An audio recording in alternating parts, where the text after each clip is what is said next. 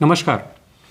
Mary Oliver जो America की एक बहुत ही फेमस पोएट हैं, उनकी एक बेहद खूबसूरत सी कविता है the country of the trees.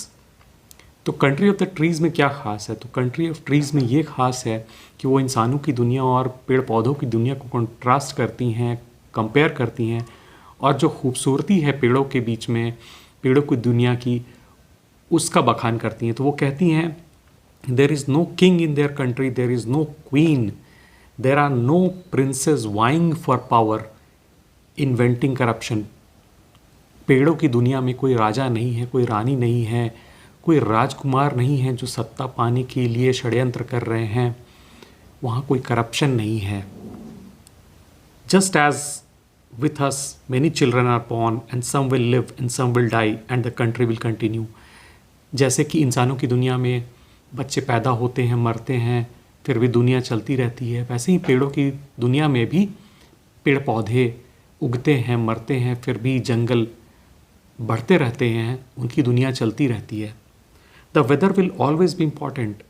वो कह रही हैं कि देखिए, पेड़ों की दुनिया में बारिश, धूप, हवा, आंधी, तूफान ये सब रहते हैं। पेड़ पौधे उनको स्वीकार करते हैं, वो उनको बदलने की कोशिश नहीं करते। लेकिन इंसान अपने आसपास की परिस्थितियों को हमेशा तोड़ने मरोड़ने में लगे रहते हैं। वो आगे ये कह रही हैं, बहुत खूबसूरत तरीके से कह रही हैं कि जो छोटे छोटे पौधे होते हैं, बड़े नाजुक से पौधे होते हैं, कमज़ोर, उनको भी जो बड़े पेड़ हैं वो कभी कभी अपने पत्तों से गर्माहट देते हैं, कभी ज़्यादा गर्मी हो जाए तो छाँव देते हैं।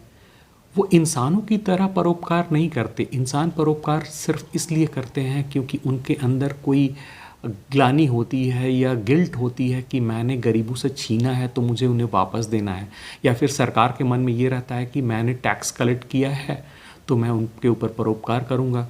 लेकिन पेड़ सिर्फ अपने साथियों के लिए इसलिए परोपकार करते हैं कि वो इनके साथी हैं, वे सभी पेड़ हैं, सिर्फ इसलिए परोपकार करते हैं।